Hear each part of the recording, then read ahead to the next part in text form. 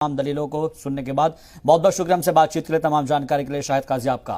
तो हिजाब तनाज़ा रियासत ही नहीं बल्कि पूरे मुल्क का मुद्दा बन चुका है और अब अगली समाअत 21 फरवरी को होनी है। लिहाजा कर्नाटक में पूरे रियासत में हिजाब के हक में मुजाहरा भी हो रहा है और इस मामले को लेकर माइनॉरिटी वेलफेयर इदारे के हिजाब पर पाबंदी लगाने वाले सर्कुलर के बाद मामला मजीद बिगड़ चुका है।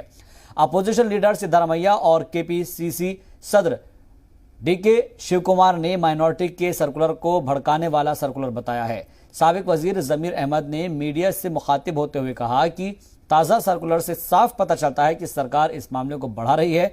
मुस्लिम बच्चों को तालीम से महरूम करने की कोशिश की जा रही है।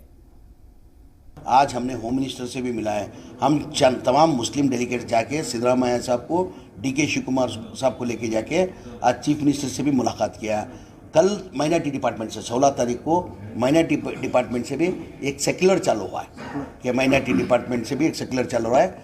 वो गलत है, सरासर गलत है। तो इन्हें मणिवन्नन करके जो सेक्रेटरी है उन्होंने एक आदेश इशू किया, उसके सिलसिले में जाके हमने सीएम से भी बात किया। सीएम ने वादा किया है माधव स्वामी करके जो लीगल मिनिस्टर है उनको जवाबदारी दी है, इमीडिएट तो तुम माइनॉरिटी सेक्रेटरी को बुला के ये डिस्कस करके ये ऑर्डर विड्रॉ करके वादा किया। देखेंगे क्या होता है।